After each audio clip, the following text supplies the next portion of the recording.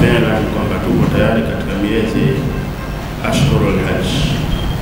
Al-hajj ashhuru ma'lumat.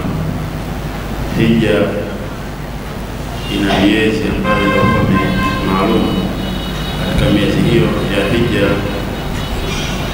mwezi wa Shawwal, wa Dhulqa'da, wa Dhulhijja. Na mada yangu niliopewa nizungumze kwamba ni mada ambayo inaendana na hiyo miezi yenyewe ya hija. Namna gani utatakiwa kuhirimia, na ikumbukwe, weka mstari kwa kwamba kuhirimia kuna namna mbili. Kuna namna ya kwanza kuhirimia, kuingia katika an-nusuk, ibada yenyewe ya hija, na kuhirimia kwa kuvaa mavazi yale ya ihram. Ingelikuwa vizuri leo zingekuwepo zile ihram, sisi basi ihram yani zikiwa hapa mbele, tukiziona basi itakuwa tunajua kwamba kuna vitu viwili ambavyo tunavyozungumza hapa leo hii. Al-ihram, kuhirimia, kama namna ambavyo walizungumza wanazuoni, al-ihram huwa dukhulu fi ibadati al-hajj au al-umra. Kuhirimia ni kuingia, al-ihram, kuhirimia huwa dukhulu fi ibadati al-hajj au al-umra, kuingia katika ibada ya hija au ibada ya umra. Kuingia katika ibada ya hija au katika ibada ya umra. Wal ishtighal bi a'maliha, na kushughulika na matendo ya ibada ya haji au ibada ya umra, qasdan, kusudia, kama ilivyokuwa neno lenyewe al-hajj bi maana al-qasd. Hivyo kwamba mtu anatakiwa ashughulike na matendo ya ibada ya hija kwa kusudia kwamba haya anayotenda ni matendo ya ibada ya haji au ibada ya umra. Kwa hiyo na inasema idha ahrama, pindi mtu atakapokuwa amehirimia, idha dakhala fi nusuk, pale atakapokuwa ameingia katika ibada ya haji. Idha dakhala fi nusuk, pale atakapokuwa ameingia katika ibada ya haji au ibada ya umra. Fayusbih muharraman, mtu atakapokuwa ameingia katika ibada ya haji au ibada ya umra, fayusbih muharraman alayhi ma kana mubahan. Baada ya kuingia katika ibada ya haji au ibada ya umra, basi kuna mambo yanakuwa yameharamika kwa wewe. Na kumbuka kwamba mwanzo nimezungumza al-ihram, kuna namna ya kuhirimia. Kuna kuhirimia kwa namna mbili. Kuna kuhirimia kwa kuvaa mavazi, na kuna kuhirimia kwa kuingia katika ndani ya ibada ya hija. Kuhirimia kwa kuingia katika ndani ya ibada ya hija, al-aghlabia, unatanguliwa na kuingiwa katika mavazi. Hayo tutakuja kuzungumza hapo mbele. Na pia naweka angalizo, kwa sababu wapo ambao tumepita katika mapito kwamba tulikuwa tunaingia katika ibada ya hija, tunahirimia kabla ya kuingia katika mavazi. Sheikh Abasi miaka hiyo 15 iliyopita au 10 iliyopita, walikuwa ndio wazee wetu wakati wanatufundisha masala ya haji. Tulikuwa tukiingia Maka mutasallili, kwa njia za kupenya penya. Kwa hiyo huwa tunaingia, alafu mavazi ya ihram tunaenda kuyakutia ndani ya Maka, lakini tayari tumeshaingia katika ibada ya haji kabla ya kuingia katika mavazi ya ihram. Kinachotokea, wanakuja kutoa fidia na sheria ipo wazi na nyepesi. Kwa hiyo mtu anapoingia katika kuhirimia, ameshahirimia sasa kwamba Allahumma labbaika hajjan au Allahumma labbaika umratan au Allahumma labbaika umratan tamatti'an biha ila al-hajj. Umeshahirimia na ushaingia katika ibada ya hija, umeshavaa mavazi yako, yale mavazi ya ihram ambayo tunayoyadai hapa mbele katika meza. Ukisha kuingia katika mazingira hayo, umeshatia nia, na hii nia inakuwa inapatikana kwamba pale ambapo utakapokuwa uko katika ndani ya miqati. Miqati ni mipaka maalum. Mipaka hii iliwekwa na Mtume sallallahu alaihi wasallam kuwabainishia watu watakapokuwa wanakuja kutekeleza ibada ya haji, basi wajue kuna mipaka ambayo usipite kwa mwenye kukusudia hija bila ya kuwa umetia nia. Ikaitwa mipaka, na hii ni katika muujizati Nabii sallallahu alaihi wasallam, miujiza ya Mtume sallallahu alaihi wasallam pale ambapo alipokuwa ameipambanua mipaka hii bila yale maeneo Mtume sallallahu alaihi wasallam kuyafikia, akabainisha miqati ya Lamlam, Dhul Hulaifa, Al-Juhfa, Qarn al-Manazil na maeneo mengine. Akawaambia masahaba, hunna lahunna wa liman ata alayhinna min ghairi ahlihinna mimman arada al-hajj au al-umra. Mipaka ni hii.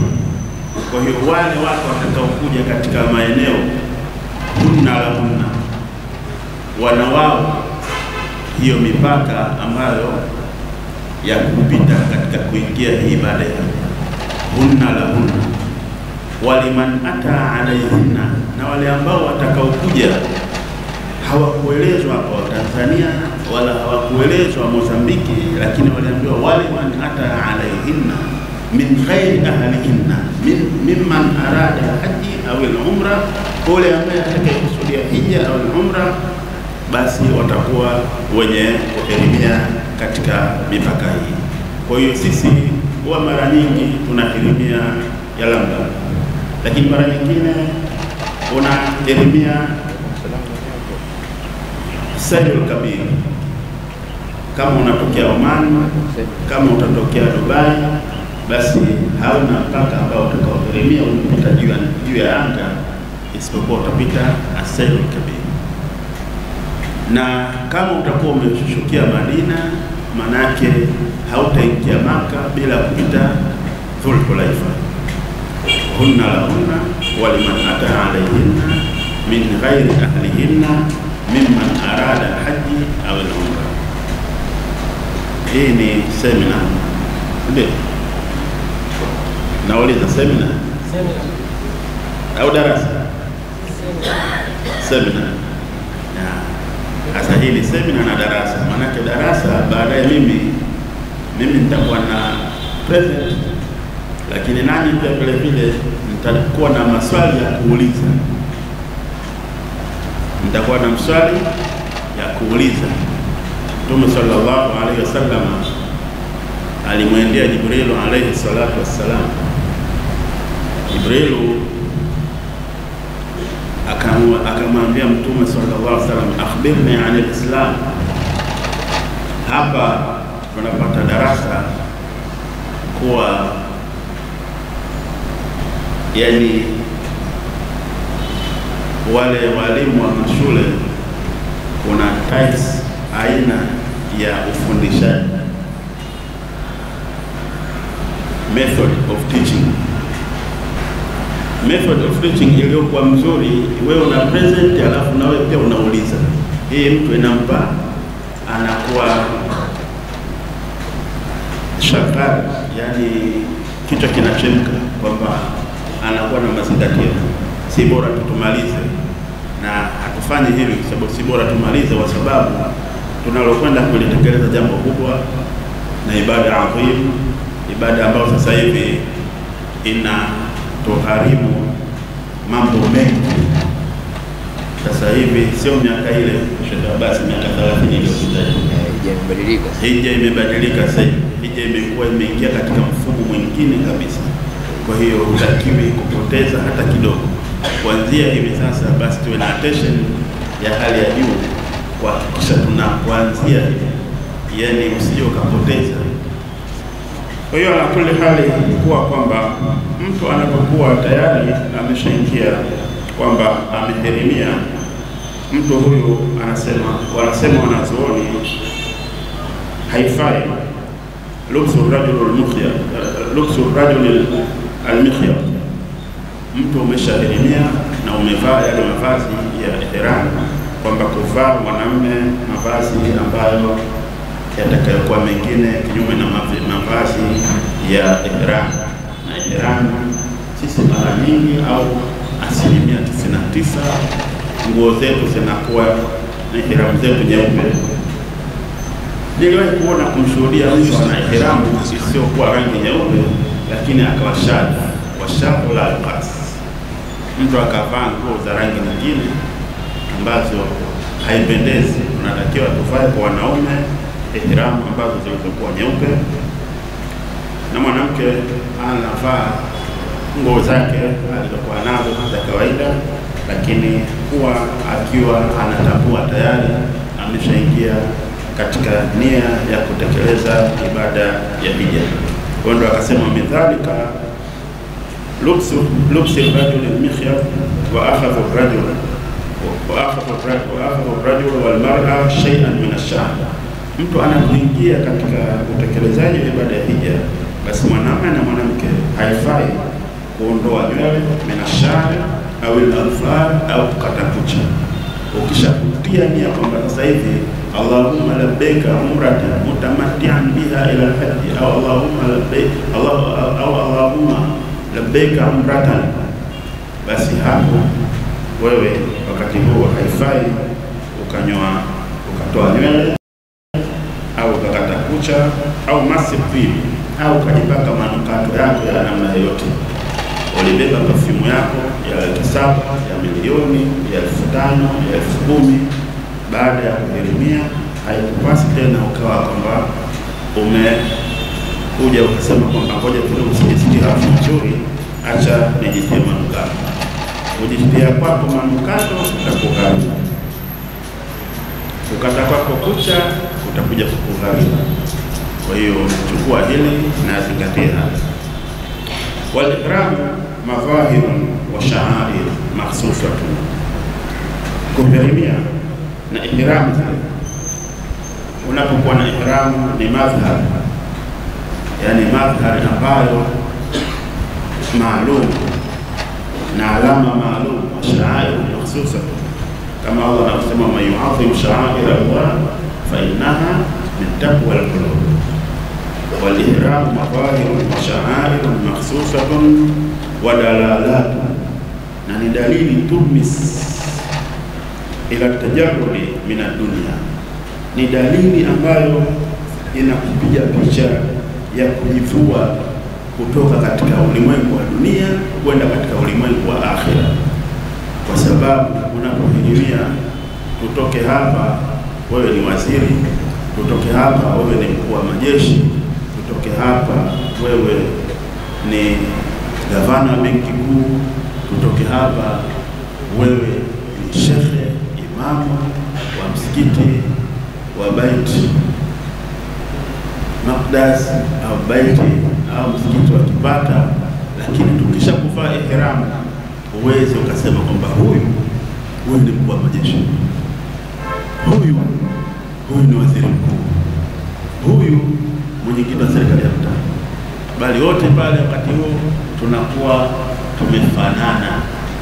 Bali pia kama usipomwangalia mtu kwa umakini, unaweza ukamkuta pia amebadilika katika hali, kwa sababu ile hali ambayo alikuwa nayo ile mzoea akivaa kanzu na kofia au akinyonga kamba ile shingoni, akishakuvaa ihram, binadamu kuna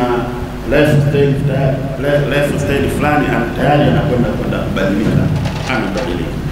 Kwa hiyo hii ni sha'air na madhhab ambayo yanamvua mtu katika dunia, wazinatiha, na mapambo yake. Kwa mwanamume tayari anakuwa ashatoka katika mapambo hayo, waliqbalu ala Allah ta'ala, na hii anakuwa tayari sasa ameshajiandaa kuelekea kwa Allah azza wa jalla, wala ibada, na tayari ameshajiandaa kuielekea ibada biqalbin naqiyun, kwa moyo ambao uliokuwa safi kabisa. Tunapotia nia za hija tukavaa ihram, basi tuone kwamba tunamwelekea Allah kwa moyo safi, kwa moyo kujufu, wa jawari muti'atun, na viwili na kuwa viwili vyetu tayari vimeshajiandaa kupokea utekelezaji wa kutekeleza ibada ya haji. Na haipendezi baada ya kuhirimia tena tukaanza kukumbuka hadithi zetu. Vipi kule bwana, Simba watatoka kweli? Vipi kule mwaka uchaguzi utatoka kweli? Wewe uchaguzi, haya Simba yaache hapa, yaache hapa, kwa sababu haya yatakuja kukuharibia hija yako, halafu utasema nimetekeleza ibada ya hija, lakini kumbe kwa Allah subhanahu wa ta'ala bado haijasoma kule salio, halijasoma. Man hajja falam yarfus walam yafsuq kharaja ka yawmin waladatu ummuh, au kama qala sallallahu alaihi wasallam. Basi usifanye machafu wala usifanye uchafu aina yote, wala usiwe na historia na mazungumzo ambayo huja kupelekea watu mwanze kucomplain, kwa sababu ukianza Simba na Yanga tayari wewe utafika, utapanic, utakuja kuongea maneno ambayo sio mazuri. Matokeo yake utakuja kujikuta umeingia katika sehemu, shimo ambalo kutoka kwake ni kugumu. Bil ihrami, kwa kuhirimia, mtu anapohirimia, yabda al-muslimu awwal arkani al-hajj wal umrah. Kwa kuhirimia, Muislamu ndio anaanza utekelezaji wa ibada ya nguzo ya hija, nguzo hii ya hija na umra.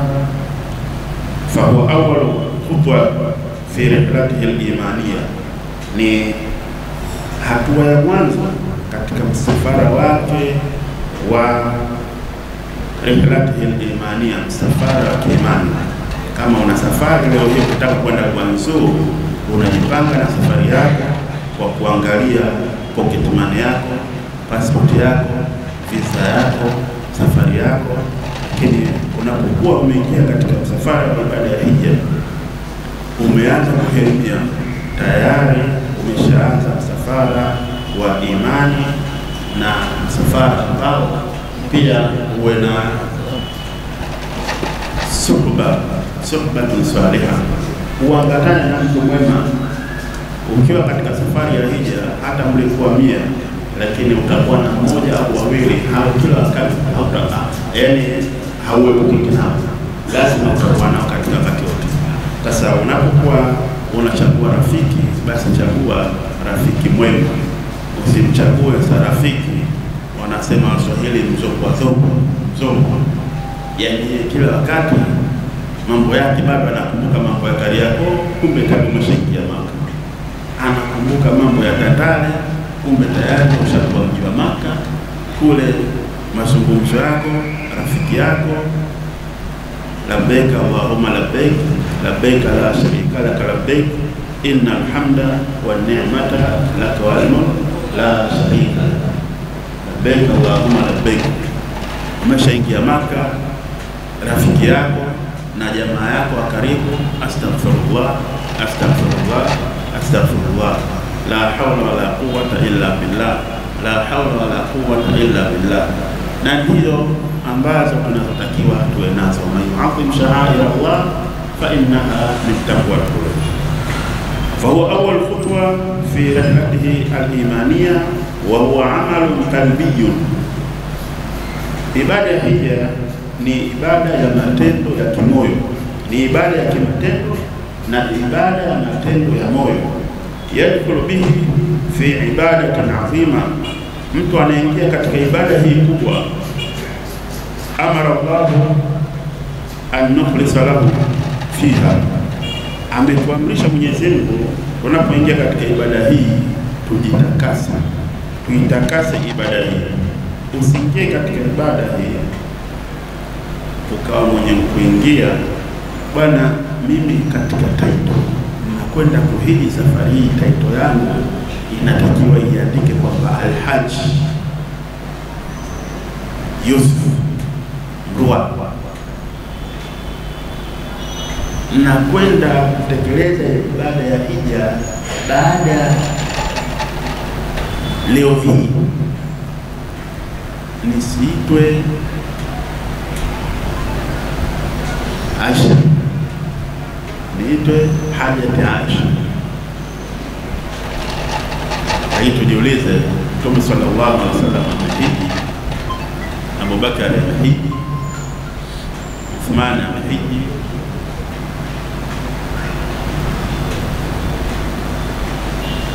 Sheikh Abbas huyu, mimi ninaondoka kwenda Saudi Arabia kusoma mwaka 2007, ananichukua ananipeleka ubalozi wa Saudi Arabia 2007 mpaka leo. Kila mwaka, na ndio mkongwe wetu katika masala ya ibada hii.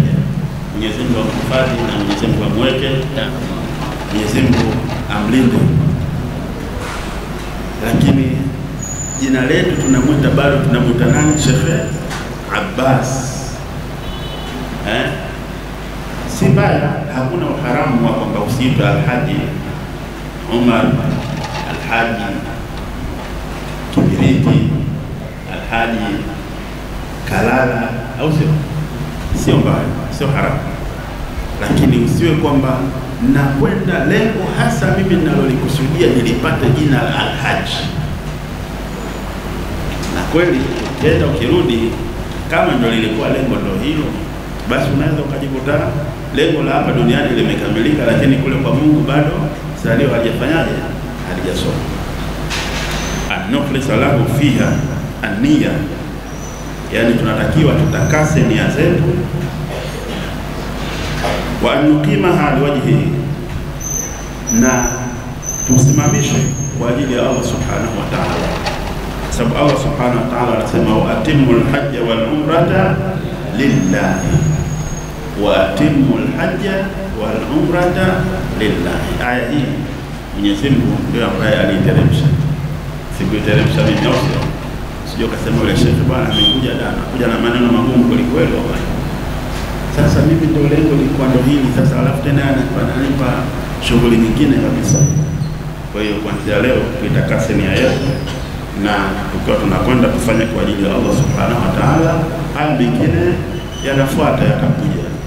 Kwa sababu hakuna mtu kama atakutambua wewe ni Alhaji basi ukafikiri kwamba mtu akakuita tu hivi Hassan, atakuita Alhaji Hassan bwana hivi bwana, na kule wenyewe mtasikia tu, hata wale polisi kila kuita ama jina watakalo kuita isipokuwa ya Haji, ya Haji, Alhaji, au sio? Kwa hiyo al-dukhulu fil ihrami yujibu bil imtinai an kulli ma yahdhuru fi'luhu mahdhurat al-ihrami ma'niyat ad-dukhul fi an-nuski bit-talbiya. Kwa hiyo kuingia katika ihram kunawajibisha kujizuia kwa kila yale ambayo yalikuwa mahdhurat al-ihram. Kuna vitu vinakuzuia kwamba ukishakuhirimia hivyo vitu tena usiwe navyo, na hayo tutakuja kuyaona hapa mbele. Faman arada al-hajja, atakikusudia hija, yaqul labbaika hajjan, Allahumma labbaika hajjan. Waman arada al-umra, atakikusudia umra, yaqulu labbaika umratan, Allahumma labbaika umratan. Na hii wakati ukiwa katika ndege, hakuna ndege ambayo itakayokuwa na msafara wa kwenda watu kutekeleza ibada ya hija au ibada ya umra ikapita miqat, ikapita katika mipaka ile ya kuhirimia bila kuwazindua watu kwamba jamani, tumebakiwa na nusu saa kuingia katika miqat, jamani, tumebakiwa na dakika 10 kuingia katika miqat, jamani, kengele ndio hiyo sasa. Hapo tia nia ya kuhirimia ya ibada yako ya hija au ibada yako ya umra. Na bali wanazuoni wanasema ya kwamba, nilikuwa ninaangalia katika hiki kitabu Al-Mughni kwamba anasema kwamba kama itatokea umepanda ndege labda inaitwa Sky, ndege lenye jina la ovyo, si kwamba imetoka Mkulanga, lakini ndo bahati mbaya imepata jina la ndege, jina gumu, au si bwana? Basi ndio umeipanda hiyo ndege, watu wameshaondoka sio na Qatar Air, kutoka sio na Ethiopia, kutoka sio na ndege gani, wewe ukatokea tu basi mimi nimepanda ndege, na ukijikuta ukajiangalia ukajikuta mwenye kwenda hija ni wewe peke yako. Kama itatokea hivyo ndio umekwenda sasa, basi haikuwa na haina ratiba ndege hiyo ikwambie kwamba hivi sasa ndio tunapita miqati hapa, basi lakini iwe hivyo itakupa angalizo kwamba miqati tunaipita. Basi kama itatokea kwamba hauna attention, basi wanasema japo kwa nusu saa au dakika 10 nyuma, yani jaribu kutiania kabisa, ili ikitokea kwamba imetokea bahati mbaya imekupita ile miqati, tayari usafanyaje, ushatia nia kuingia katika ibada ya hija au katika ibada ya umra. Na hii ndio pia kuna angalizo kwamba kuna baadhi ya watu na kuna nadharia zinatengenezwa kwamba mtu anapotoka basi akiwa anakuja katika ibada ya hija hakuhirimia katika hizo mikati, basi hata Jidda atakwenda kuhirimia. Jidda si sehemu ya kuhirimia ibada ya haji. Sijui mko Jidda sio sehemu ya kuhirimia ibada ya haji.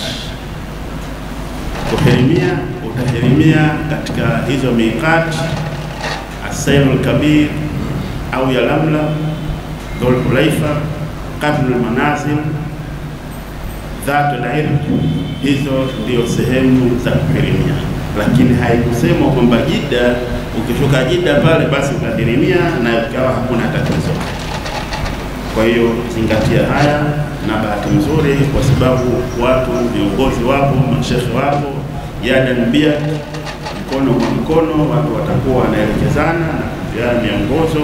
Hapa sasa hivi jamani tunahirimia, hapa sasa hivi jamani tunafanya hivi. Wa min thumma yabda ba'daha talbiya, mtu baada ya kutekeleza na kutamka tamko la Allahumma labbaika hajjan au Allahumma labbaika umratan, mtu ataanza talbiya. Huyo alhaji sasa ataanza talbiya, labbaik Allahumma labbaik labbaik la sharika lak labbaik innal hamda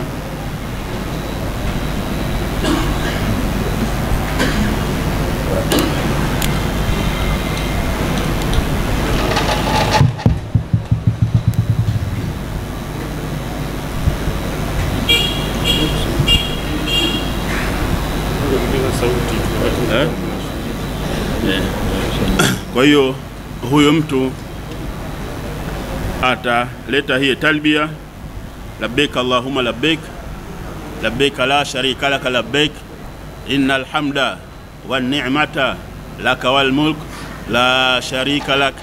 Hebu tuisome tu kwa pamoja. Labbaik Allahumma labbaik, labbaik la sharika laka labbaik, innal hamda wan ni'mata laka wal mulk la sharika lak.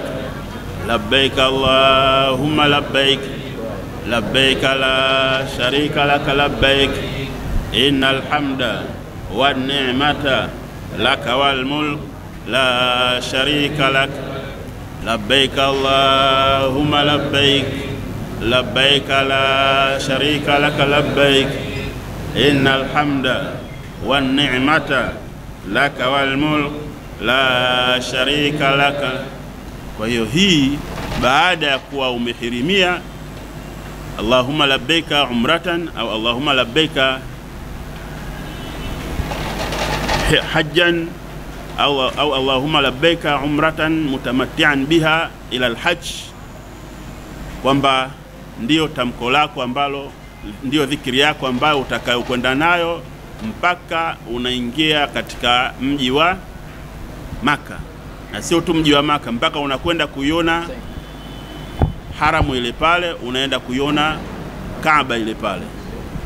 Na hii angalizo kwa wanaume, tunatakiwa tutoe sauti ya kutosha. Ukiweza kutoa sauti toa. Ama kwa kina mama wanatakiwa atoe sauti ya chini chini, isiwe sauti yake ni kubwa ya kumpita mwanamume au ana sauti ambayo jauhari. Kwa sisi wanaume, labbaik Allahumma labbaik, labbaik la sharika laka labbaik, innal hamda wan ni'mata laka wal mulk la sharika lak. Labbaik Allahumma labbaik, labbaik la sharika laka labbaik, innal hamda wan ni'mata laka wal mulk la sharika lak. Na wala usilete sauti yani kwa usharobaro au kwa ubisho. Wewe toa sauti. Sawa? Wewe toa sauti. Kwa hiyo utaendelea na talbia mpaka pale ambapo utakapokuwa unakwenda kuanza tawafu. Utakapoanza tawafu, hapo utakata talbia na kwenda kutekeleza ibada ya umra kwa kuanza tawafu 7 ashwat. Mimi niloambiwa kwamba nizungumzia hapa ni ihram peke yake, kwa hiyo ndilo ambalo nalozungumza. Kwa hiyo wa min thumma yabda ba'daha at-talbiya. An ibn Umar radhiyallahu anhuma qala anna Rasulullah sallallahu alayhi wasallam su'ila ma yalbasu al-muhrimu min athiyabi. Mtume sallallahu alayhi wasallam aliulizwa yale ambayo anayovaa muhrimu katika nguo. Faqala, Mtume akasema la talbisul qamisa, la talbisul al-kumsa wala al-amaim wala sarawilat wala al-burnus wala al-khufaf wala al-khifaf illa ahad la yajid an-na'layn fayalbasu al-khuffayn wal yaqta'huma asfala min al-ka'bayn. Haya Mtume sallallahu alaihi wasallama aliyabainisha kwa yule ambaye mwenye kuhirimia hija au akahirimia umra, kwamba aliulizwa katika hadithi ya Ibn Umar radhiallahu anhuma, ma yalbasu al-muhrimu min athiyab, yepi ambayo anayoyavaa muhrimu katika nguo. Akasema la talbisu al-kumsa, msivae suruali, wala al-amaim, wala vilemba. Unapohirimia kwa mwanamume haifai kuvaa kilemba wala kuvaa suruali wala sarawilat, au kuvaa kanzu al-kumsa, vilemba na masuruali, na wala usivai hofu, ila utavaa hofu pale ambapo usipopata viatu, na hizo hofu atazikata kwa sababu hofu zenyewe zinakuwa ni ndefu, zinafanana na socks za mzee wetu mbele. Sasa kama atakuwa amevaa kofu, basi itabidi azikate ziwe, yani zisifunike mguu wake wote. Mguu wake wote usifanyaje? Usifunike. Na hapa ni angalizo kwamba pale ambapo tunapokuwa tumehirimia, basi tunatakiwa tuvae viatu ambavyo tunasema ni open shoes, au tunasemaje? Dola open shoes. Tunavaa open shoes, viatu ambavyo kwamba miguu yako inakuwa ipo wazi unapohirimia.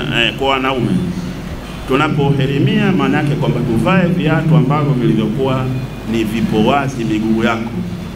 Ndio maana mara nyingi inapendelewa kwamba tukavaa kanda mbili, kwamba sehemu kubwa ya mguu wako ipo wazi inaonekana.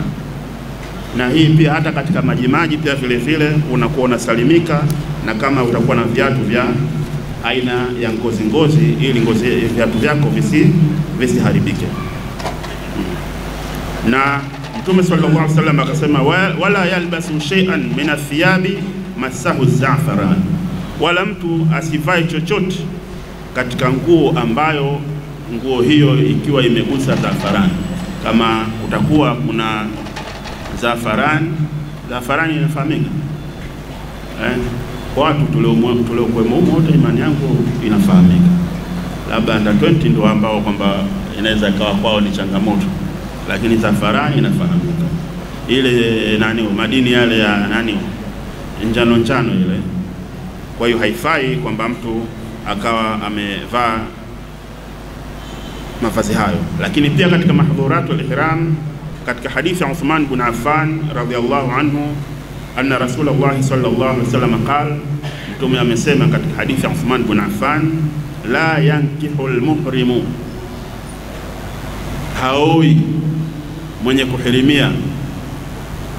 Usifike kule ukawa tena na mipango ya kwamba bwana tumekutana huku, acha tumalize jambo juu kwa juu. Hakuna kumaliza jambo juu kwa juu. Wewe kule litekeleze lile ambalo lilokusudiwa, rudi nyumbani Tanzania. Baada ya kurudi, tengeneza mazingira, peleka posa, muje muoane hapa Kipata. Msimalize jambo Maka. La yankihul muhrimu wala yunkih wala yakhtubu, mtu asipose na wala asiwe tena mtu anaolewa kule Maka. Akasema nimebahatika kweli kweli, pata bahati nimeolewa Maka. Hakuna bahati ya kuolewa Maka.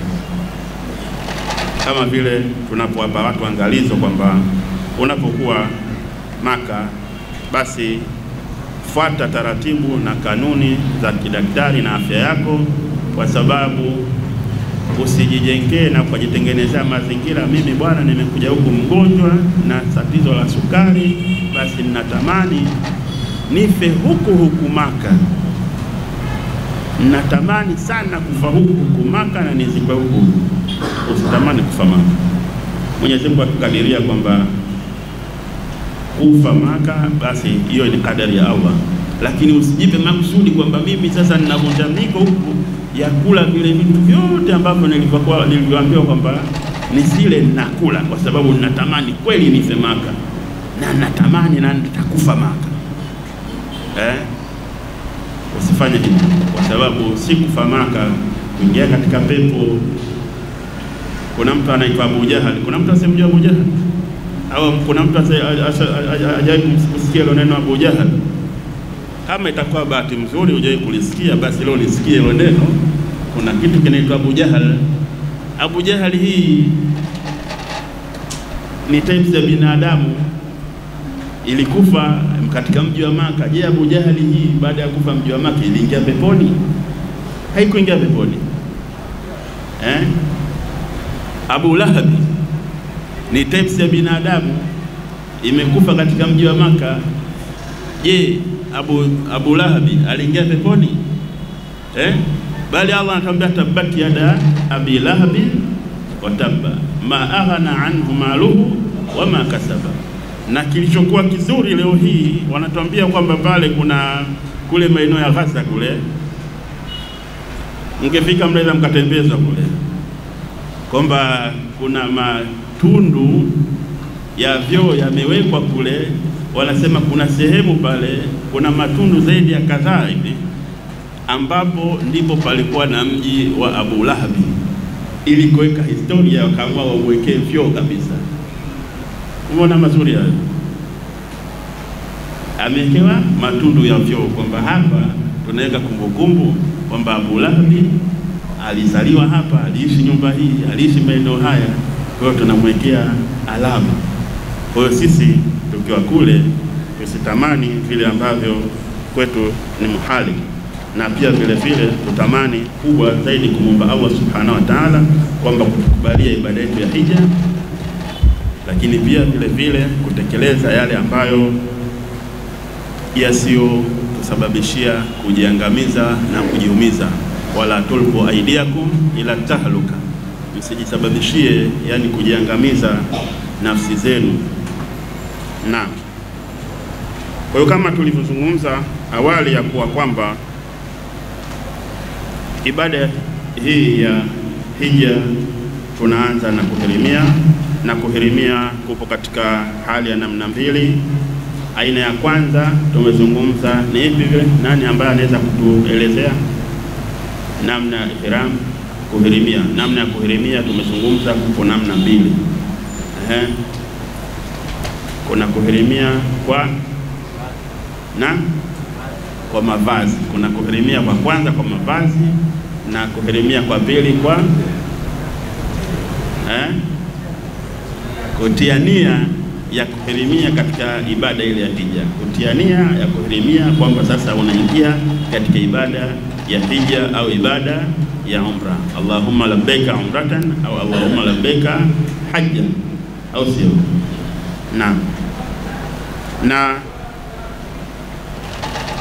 Na tumezungumza tukasema kwamba kuna miezi maalumu ya kuhirimia. Alhajju ashhurun ma'lumat, hija ina miezi maalumu ya kuhirimia. Alhajju ashhurun ma'lumat, hija ina miezi maalumu ya kuhirimia, ambayo Shawwal, Dhulqaada na Dhulhijja. Na kuhirimia tukasema ya kwamba kuna maeneo maalumu, mipaka maalumu ya kuhirimia, kwamba unahirimia lakini unahirimia mipaka maalumu. Je, mtu ametoka hapa ameenda Kilwa kwenda kuhirimia, shekhe, vipi?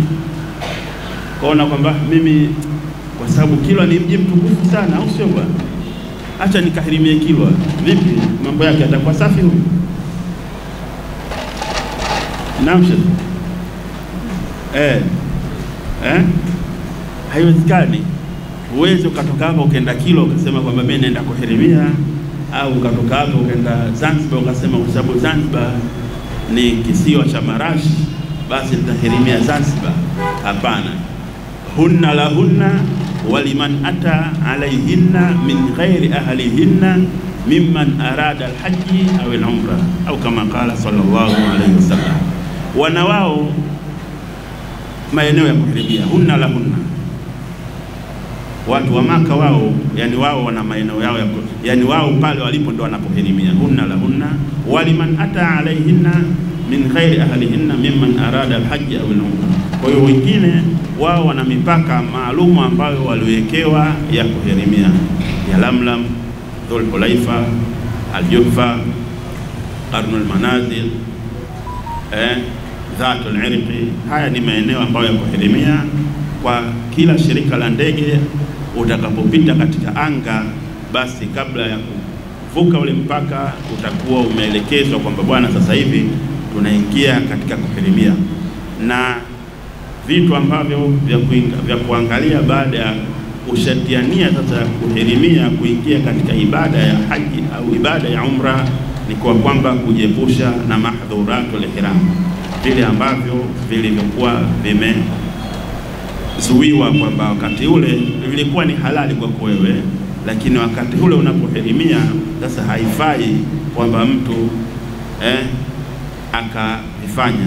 Umeshavaa mavazi ya ihram, mavazi yenye ihram yako wapi? Hayaonekani, mbona mnaficha ficha? Yatoe. Naam, hizi ndio ihram bwana.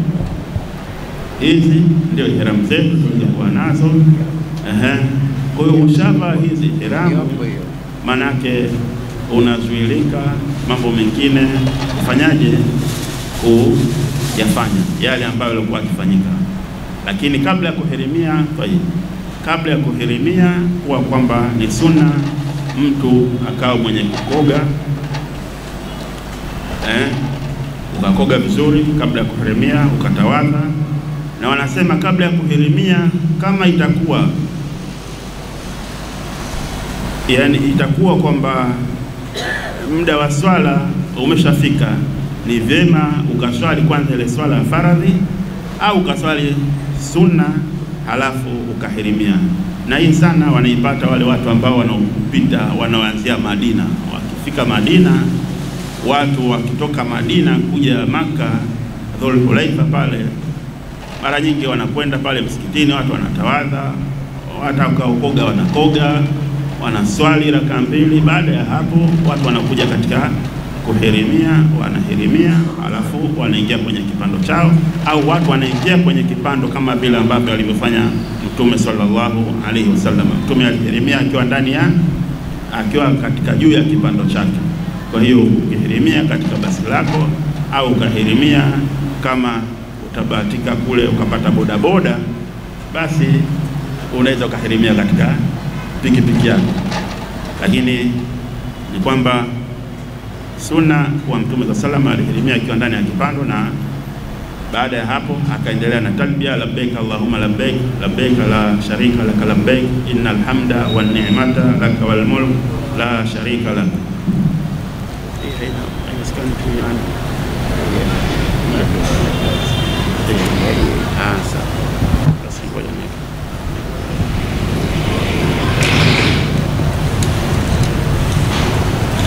Kwa hiyo zingatiwe kuna mahdhuratul ihram, yani vile ambavyo vinavyo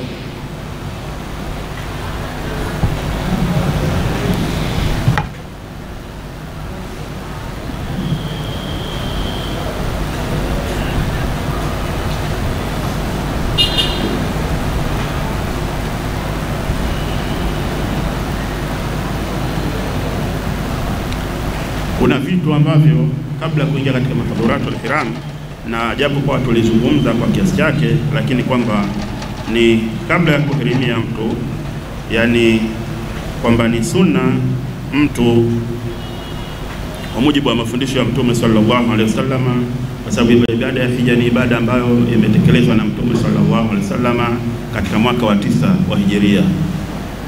Mwaka wa 9 wa Hijiria Mtume sallallahu alaihi wasallam ameitekeleza ibada ya hija. Kwa hiyo Mtume sallallahu alaihi wasallam akaifundisha ibada ya hija.